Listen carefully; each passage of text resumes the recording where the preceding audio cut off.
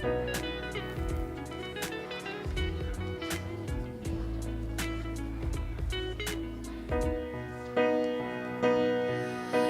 I want a house with a crowded table and a place by the fire for everyone. Let us take on the world while we're young and able, and bring us back together when the day is done. Well, good morning, everybody. Would you stand as you're able?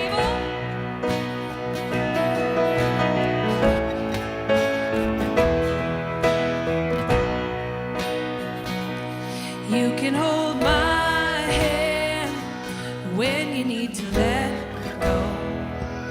I can be a mountain when you're feeling valley low. I can be a street light showing you the way home. If you can hold my hand when you need to let go. And I want a house with a crowded table and a place by the fire for everyone. Let us take on the world while we're young and able, and bring us back together when the day is done.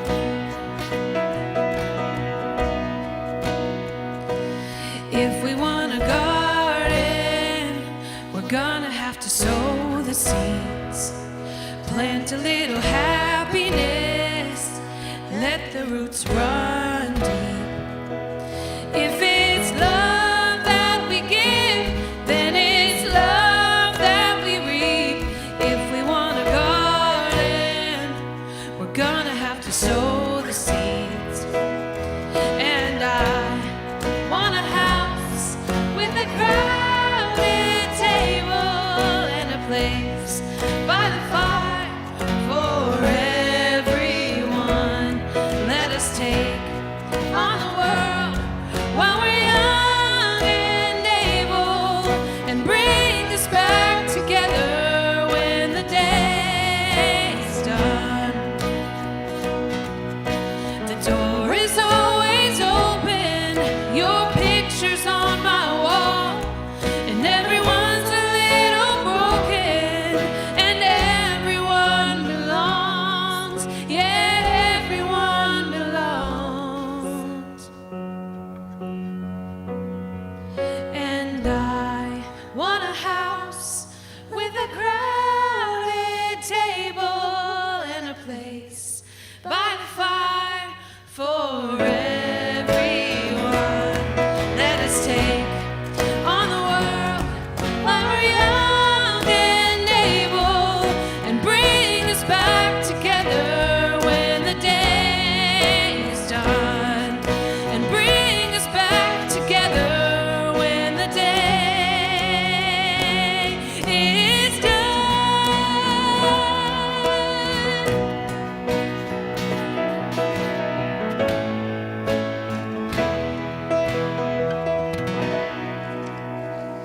You can take a seat. Y'all sound great today.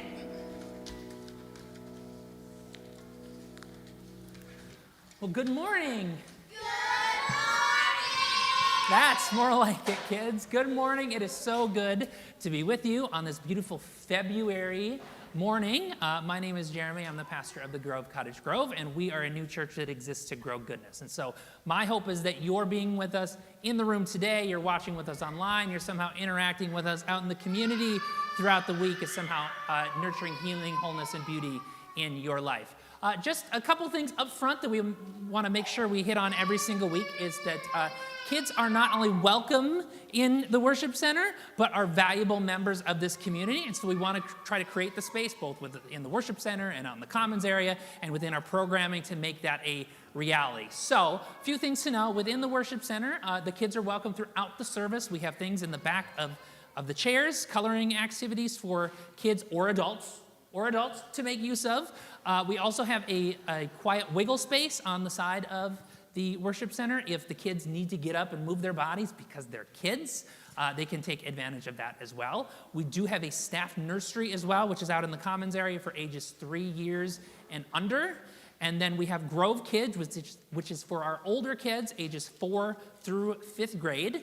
They stay in here for a little bit longer, and then we will actually sing them out to be able to participate in their age-appropriate, play-based learning. The one thing that we ask is that if this is their first time with us, that you, as a parent or guardian, fill out a registration. You can either fill out a card like this, which is on the back table. Otherwise, you can scan this QR code up here and fill it out online, and then that gets emailed to our leaders. Why do we ask for that? One, we want to know who they are. We want to know their names so that we can address them appropriately, but then also if there's anything special that we need to know about them so that we can give them the care that they need. So if there's any medical conditions or allergies or anything that we need to know about so that they can have their needs met, we want to know those things as well. Speaking of kids, we have another announcement that is about something that's coming up in the next couple weeks. So for that, I'm going to invite up Chelsea, our Children's Ministry Director. Good morning. Thank you. All right, so this announcement is for parents and caregivers, grandparents.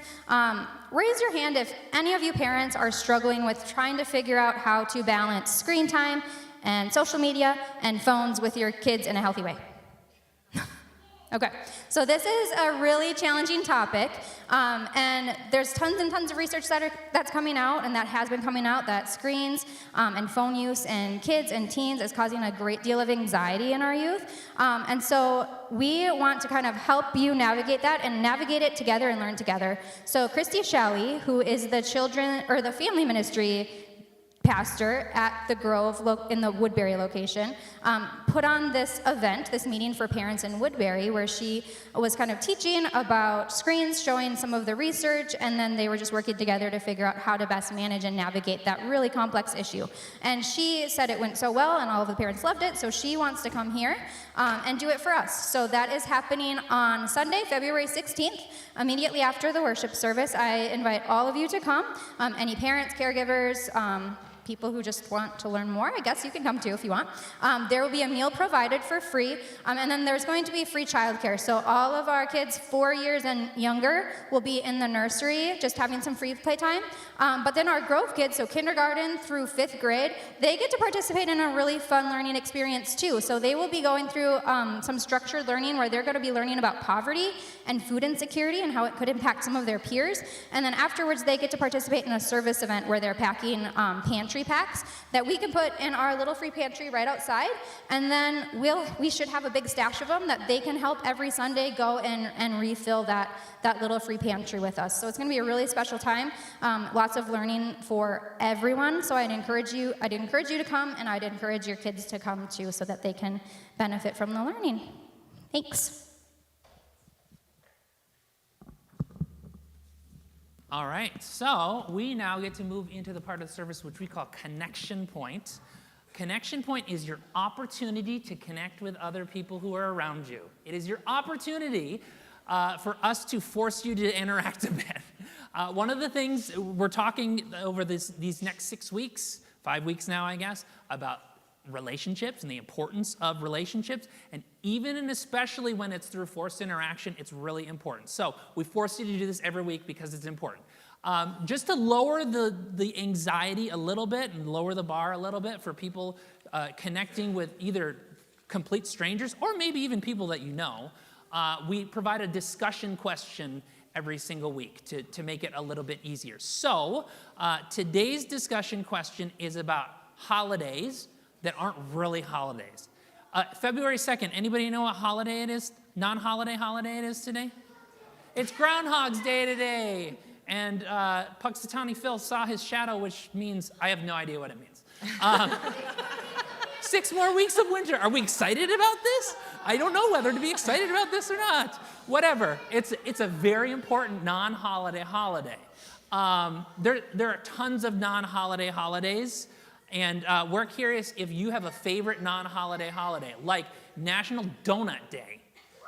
or National Pizza Day, or something like that. So I will ask you to stand up, find someone you don't know or don't know very well, introduce yourself. You can discuss this question or whatever you'd like to discuss, and then in a couple minutes we'll reconvene. Sound good? All right, here you go. Stand up, find someone you don't know or don't know very well.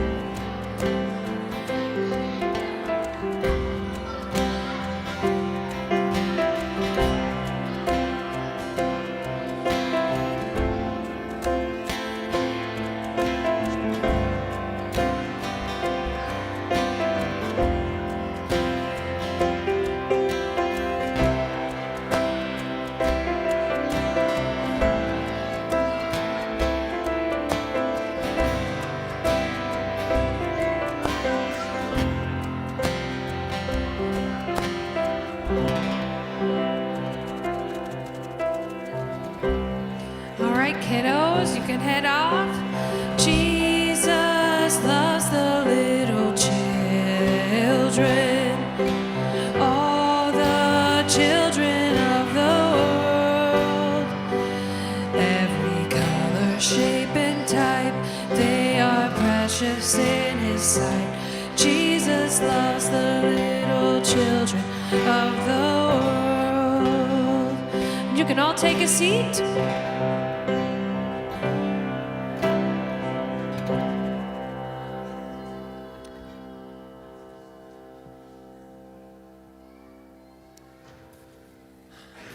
All right, now that most of the kids are out of the room, we can do some boring adult announcements.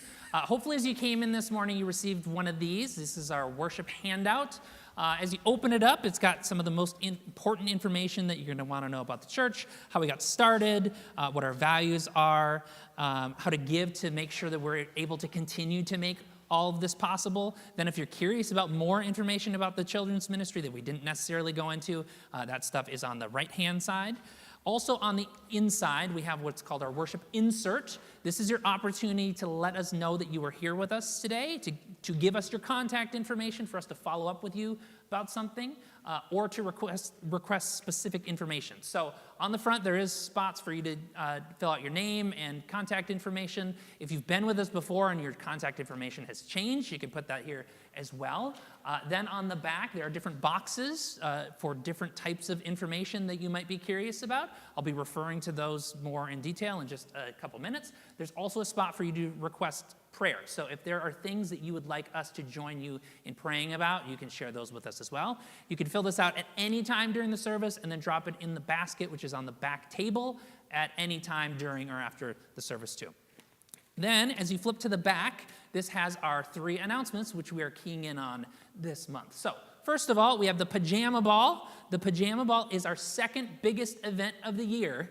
Our biggest event of the year is the Pop-Up Pumpkin Patch, during which we have, over 2,000 people on the property, which is absolutely insane. This event is a little bit smaller, more like 200 people, but we invite them into our space, and then what we do with this room is we clear it out and we change it into a dance floor for kids and adults of all ages to be able to participate in. You're welcome to come in your pajamas or in different kinds of costumes. We have crafts and activities out there. It's our second biggest event. It's not our biggest, but we still need help to be able to pull it off. So that is happening on February 21st. If you've participated in the Pajama Ball before and know that you're interested in it, or if you haven't before, but it seems like something you'd be willing to help contribute to, we're looking for people to help volunteer. So if you want more information about the different volunteer opportunities, or if you know right now you're ready to sign up, there's a QR code here or there, or you can fill out that worship insert, and on the back there's a box for community events, which you can check and drop it in the offering or in that basket at any point. The second announcement is about becoming a partner. So partners here at the Grove are those people who say, you know what, this church is my church home, and this church has made a commitment to me, and as a partner, I want to be able to say back that I'm making a commitment to this church. I make this joke that we don't ask you to come up and defend your theology in front of the whole church in order to become a partner. I grew up in a church like that. You do not have to do that in order to be a partner here at the Grove. The things that we ask are 5 things: your prayers, presence, gifts, service, and witness. What do those things mean? Your prayers are that you are praying for this church community and the community of which we are a part. Your presence, it means you prioritize being here. You don't necessarily have to be here every single week, but we recognize that your presence is important, not just for you to be here, but for the other people who are a part of the church. Your presence is important. Prayers, presence, gifts, making a financial commitment to the church, which is meaningful for you. Service is finding a place where you can use your gifts and passions. I'll say more about that in just a second. And then prayers, presence, gifts, service, witness. To invite other people to participate in this thing that we all love. So if those are things that you think you might be able to commit to, again, you can scan that QR code here or here, or you can fill out the worship insert, and on the back there's a box for becoming a partner. You can check that, and we'll follow up with you with the information you need. The last of the announcements is about getting involved. So once again, one of the best ways to connect with the church and to connect with other people in the church is to find a place for you to be able to use your gifts and passions to contribute to the life of the church. We have several different teams with lots of different opportunities for people with different giftings and passions. We also like to say that if you have a very unique gift and passion that you think would be able to contribute to the whole church community, we will create a position for you to be able to do that.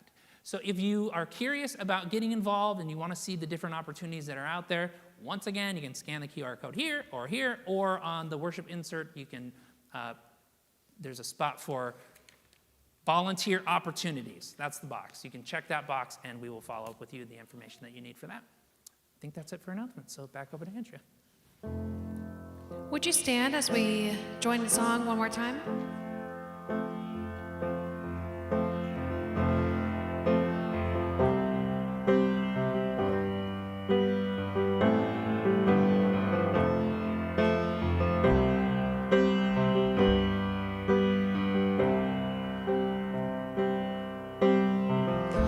All that divides us, tear it down.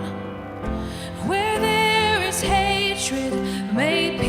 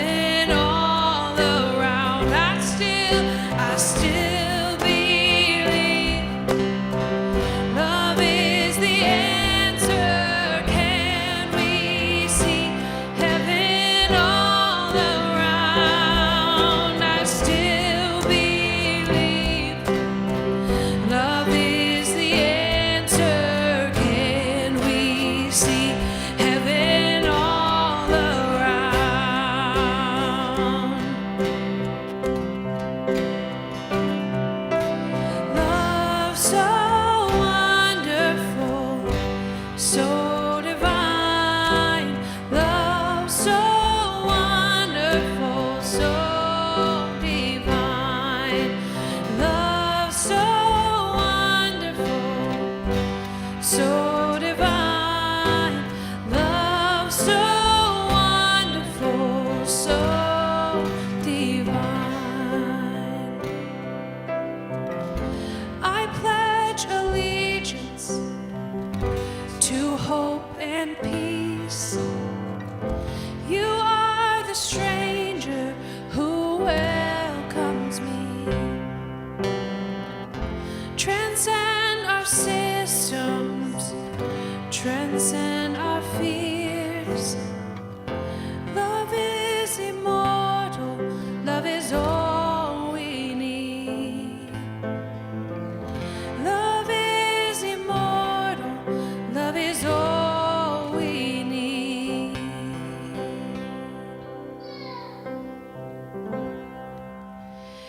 You may take a seat.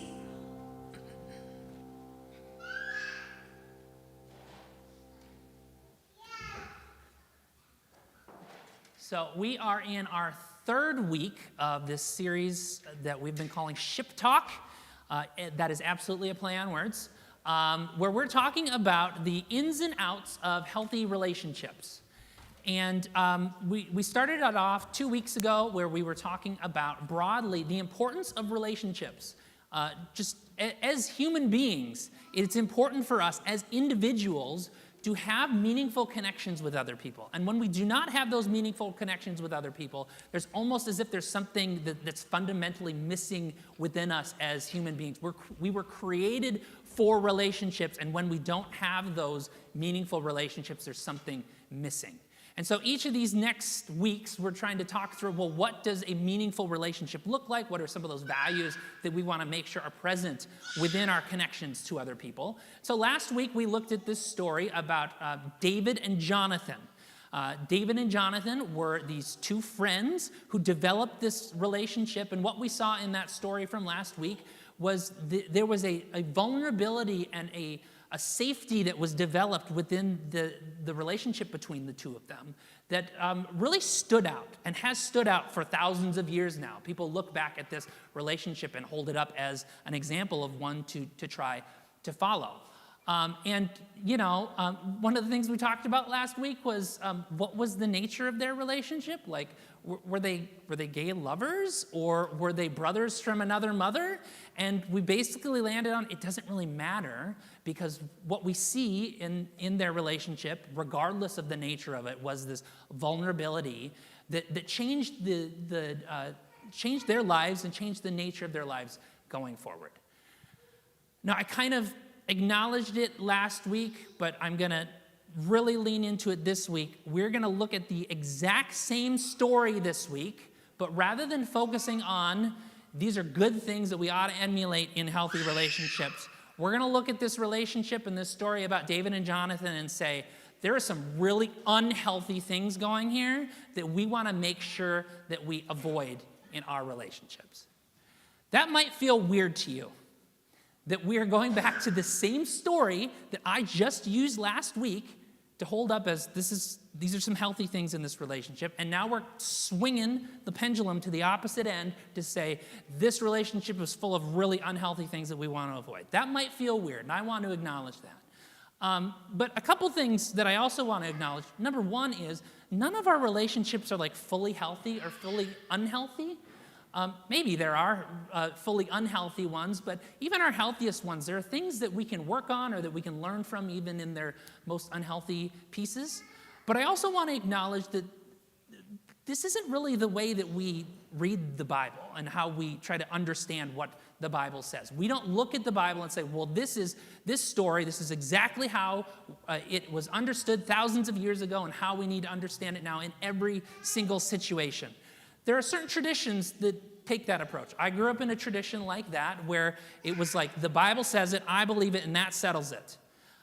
We take a different approach here at the Grove, and one of the things that I often point to is this ancient understanding that the Jewish rabbis talk about the 70 faces of the Torah.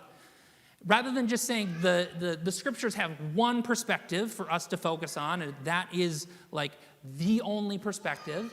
Instead, they want us to think about the scriptures like a diamond.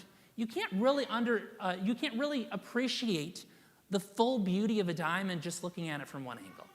You got to spin it. You got to be able to look at it from different perspectives and see how the light shines in from one side and refracts. And you're only going to be able to understand the fullness of a diamond and the fullness of the scriptures if you're open to seeing it from different perspectives.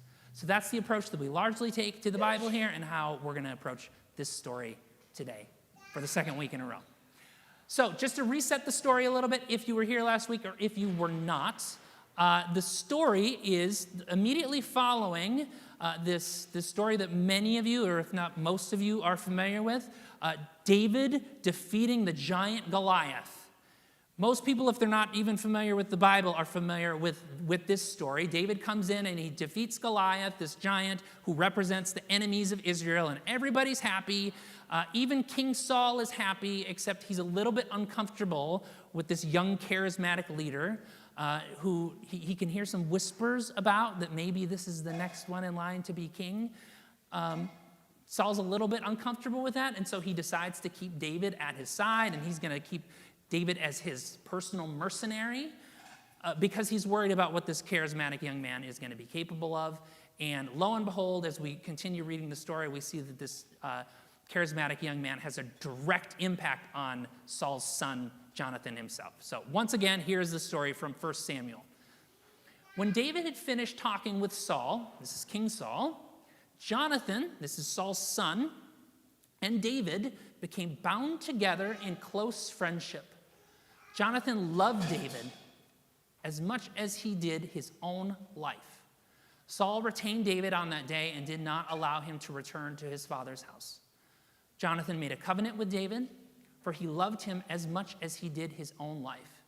Jonathan took off the robe he was wearing and gave it to David, along with the rest of his gear, including his sword, his bow, and even his belt. Now, again, I want to emphasize the commitment that David is making to Jonathan here. It says that they became bound in close friendship. 2 different times it says Jonathan loved David as much as he did his own life, and that Jonathan made a covenant with David. It then goes so far as to say that Jonathan lavished these gifts on him. These gifts were largely representative of his identity as the second in line to be king, and he's willing to hand all of that over to David. That's beautiful, right? Last week I said this is a showing of vulnerability from Jonathan. Maybe, let's scratch a little bit more at the surface there, though. How long does it take someone to fall in love with somebody else? Legitimately. Does it happen immediately, like the moment that you meet a person? Maybe sometimes, like you might be able to think of an example of someone falling in love immediately and it being like true and legitimate. That's usually not how things work, right? We know that you usually don't fall in love with somebody immediately, especially not to the point where you're willing to hand over everything to them. This is what I would like to refer to as the Ariel dynamic. Have you watched The Little Mermaid as an adult? I've watched The Little Mermaid as an adult with 3 young children, and like growing up, it's always like, that Triton he is so angry and so mean. He has this daughter who meets a prince and immediately falls in love with him and immediately is willing to give up her entire identity to be with this man that she just met. And me as a dad, I'm like, Triton was right. You don't do this. This isn't a super healthy thing to do. Yes, vulnerability, which we talked about last week, is important. But these people just met. This isn't a safe interaction or a safe relationship that is being approached here. And think about how what Jonathan is doing also to David in this exchange. What position is Jonathan putting David in by being so vulnerable so quickly? Jonathan is the king's son. David is a nobody. And the king's son comes to him and says he loves him like his own life, and he wants to strike up this covenant with him. And he hands over all of these things to him. There's a huge power imbalance that is happening here. Jonathan's insistence on being vulnerable in this situation, it might make Jonathan feel safe. I bet you it didn't make David feel safe. Does he have an opportunity to say no in this? What would the results of him saying no in this situation lead to? It might not be good for David. And so David might just be going along with it because there's this power imbalance here. Now, I want to note that David isn't a perfect model in this situation either. So we're going to go back to that story once again, third time in 2 weeks, and I want you to read it looking through David's lens this time, okay? Once again, third time in 2 weeks, 1 Samuel 18. When David had finished talking with Saul, Jonathan and David became bound together in close friendship. Jonathan loved David as much as he did his own life. Saul retained David on that day and did not allow him to return to his father's house. Jonathan made a covenant with David, for he loved him as much as he did his own life. Jonathan took off the robe he was wearing and gave it to David, along with the rest of his gear, including his sword, his bow, and even his belt. Do you see what's going on here? Jonathan loves David, head over heels for the guy, is willing to hand over everything to him. And David is there. And David is willing to take it all in, maybe because of the power imbalance and he feels like he's got to, or maybe he realizes that he can get something out of this. Maybe he realizes that he can benefit from this relationship and take advantage of Jonathan and Jonathan's vulnerability. This is now what I would like to refer to as the Leah and Han dynamic, where Leah says to Han, I love you, and Han says, I know.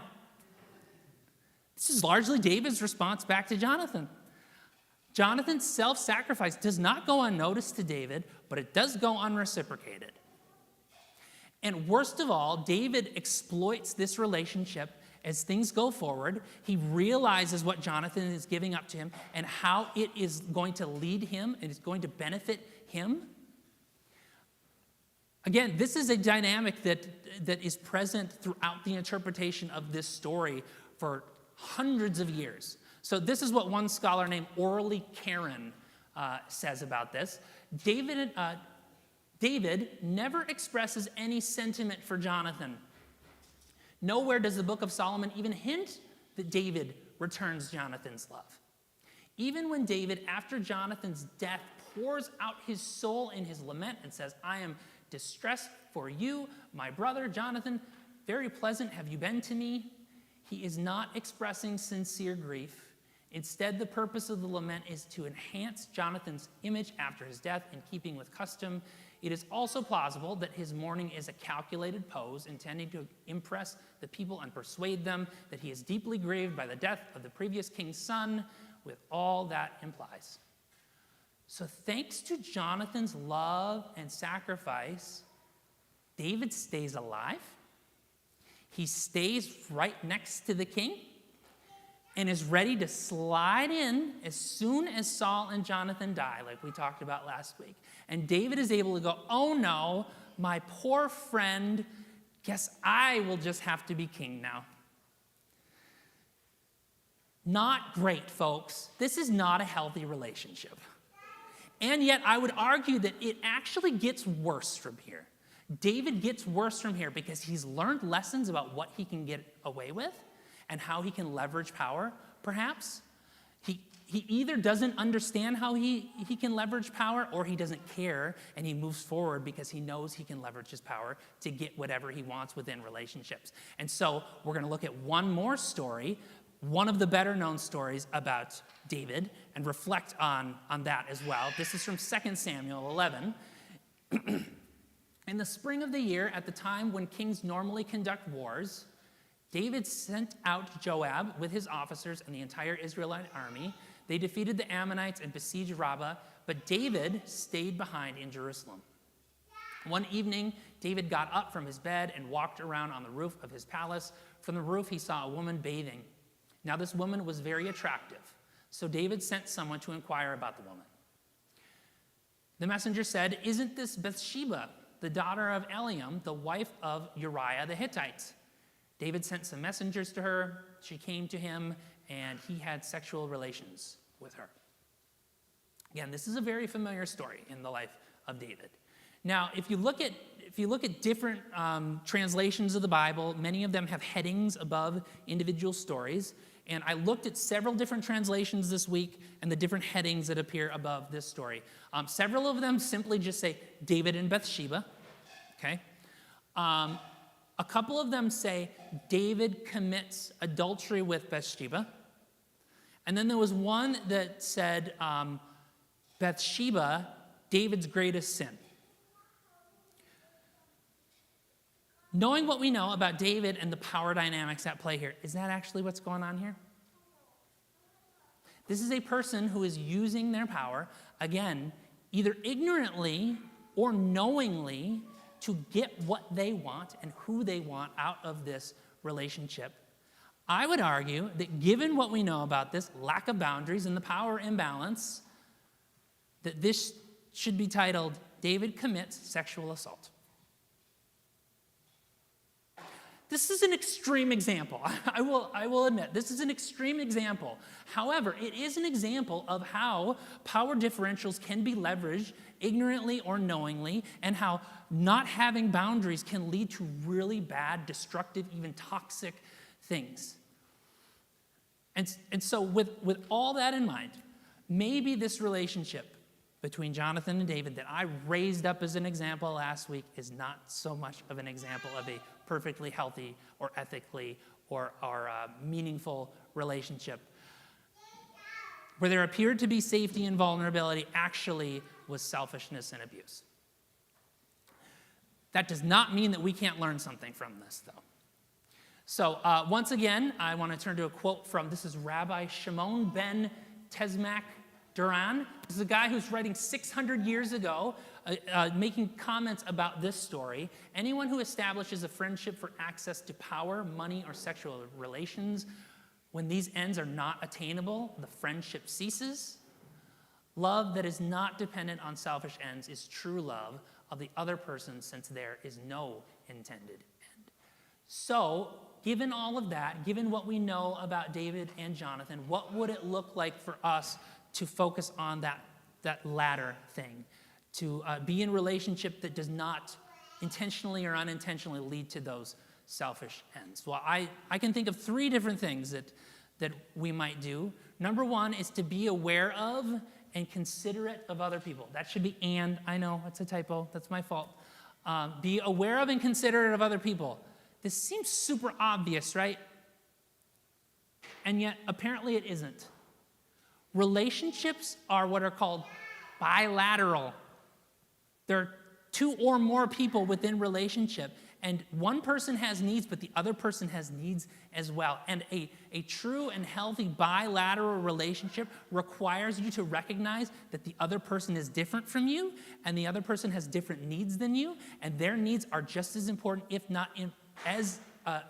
not more important than yours. Jonathan did not do this. David did not do this.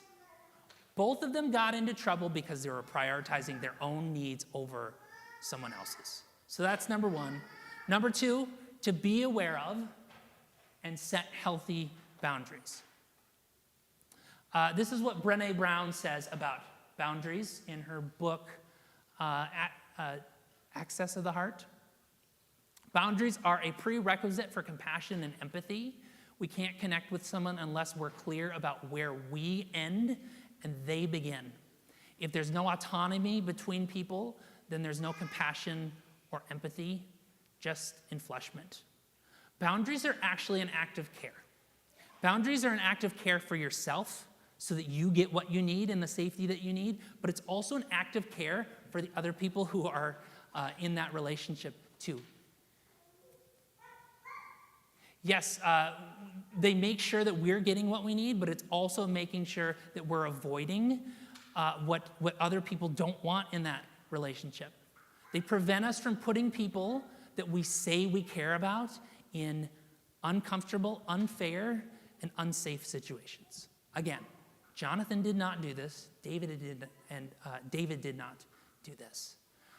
So the last thing is to be aware of those power imbalances. If you are a man, if you are white, if you are older, if you are a person who is a leader of any capacity, whether unfair or not, you have power within relationships, and you need to be aware of that power, and you need to do extra work to make sure that you are either unknowingly or knowingly not abusing the power within those relationships. Could David have said no to Jonathan? Could Bathsheba have said no to David? I guess that's possible, but highly unlikely based on the power dynamics. So we need to be aware of our own power, and we need to avoid at all costs putting people in situations where they feel compelled to say yes. That whole spinning the diamond thing. I said that it allows us to see the beauty of the scriptures.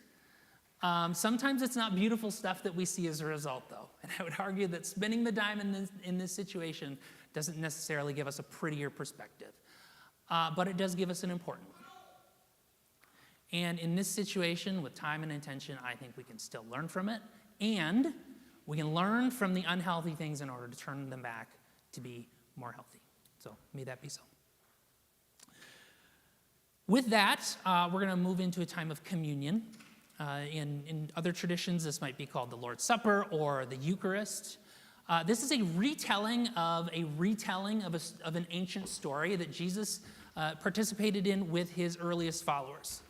On the night that Jesus was betrayed, he gathered with his closest followers to celebrate this Passover meal, which was a remembrance of this time when God acted decisively on the behalf of God's people.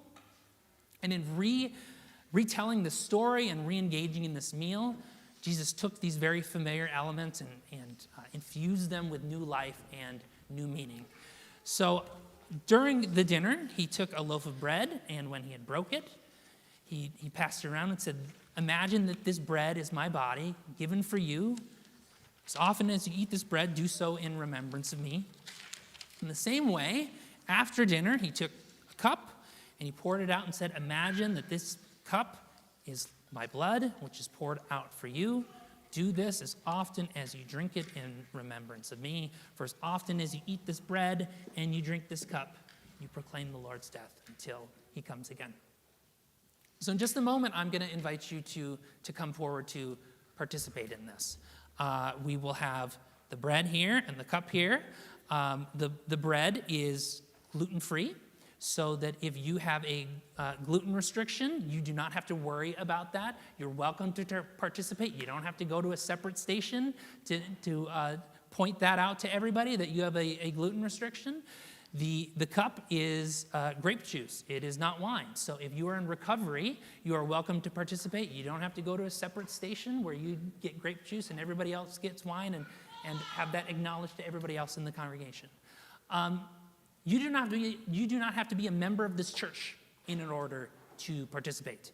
You do not have to have all of your theology figured out, what you believe about God, Jesus, the Bible, any of that. You do not have to be an adult in order to participate. The best way to experience the grace of God is to experience. So all of you will be invited to come forward and participate. As you come up, logistically, we'll have you come down this aisle. I'll be standing here. You'll take a piece of the bread and you'll dip it in the cup. If for some reason you drop it into the cup, do not go fishing for it. There is plenty of bread. We will give you another piece of bread for you to be able to dip again. You can then eat it and then return to your seat. So with that, I'll have you repeat after me. Christ has died. Christ is risen. Christ is coming again.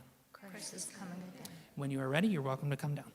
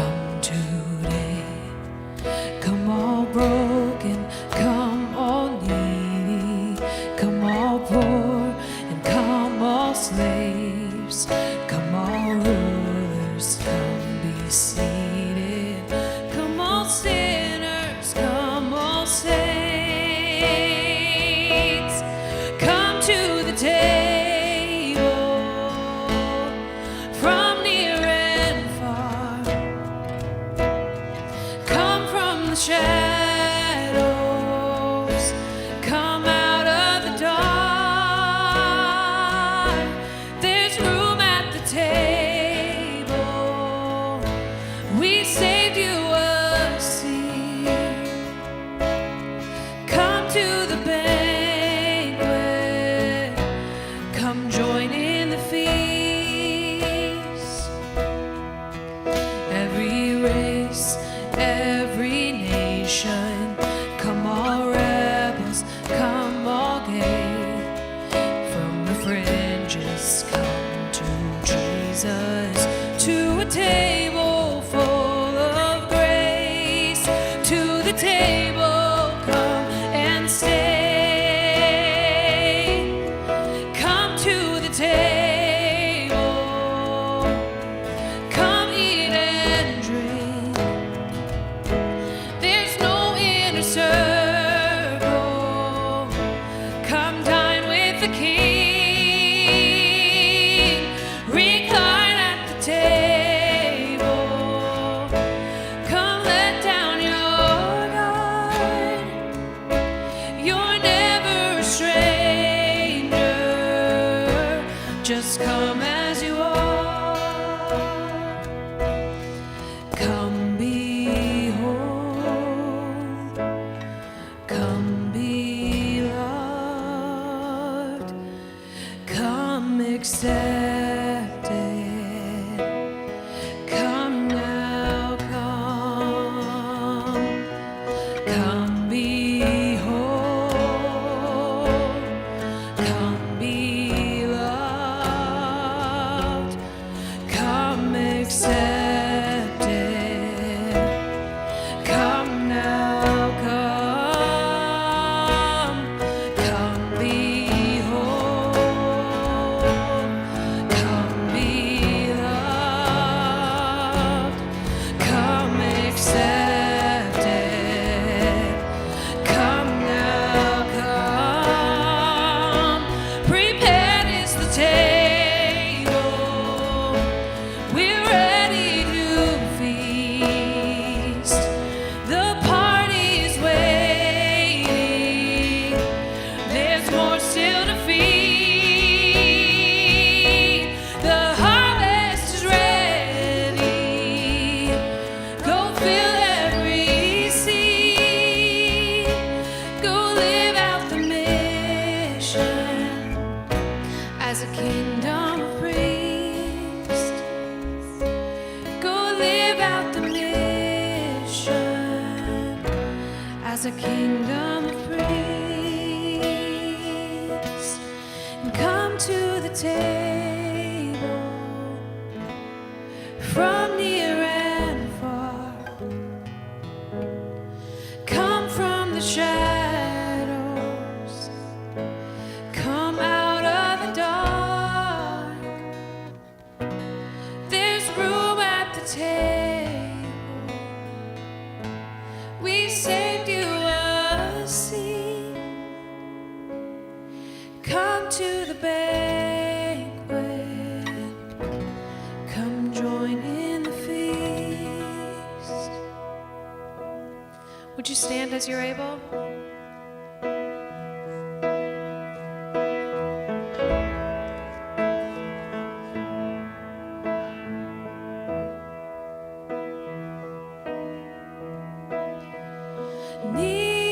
Nearer, my God, to thee. Nearer to thee. Even though it be a cross that raises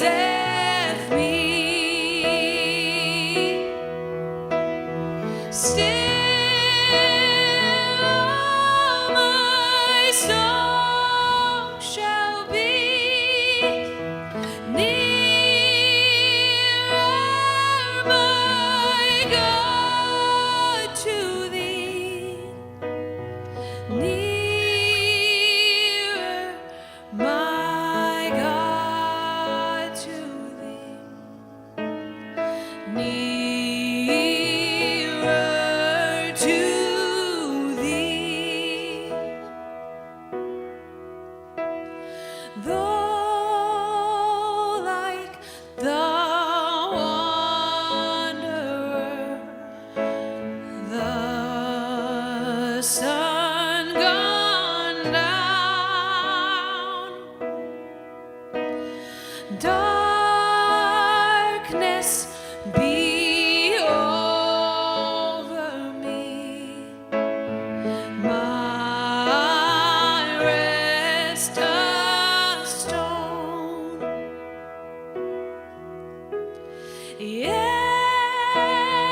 in my dreams I'd be nearer, my God, to thee, nearer, my God, to thee, nearer to thee. Or if on joyful wing, cleaving the sky, sun, moon, and stars forget, upward I fly. Still all my song shall be nearer, my God, to thee, nearer, my God, to thee, nearer to thee.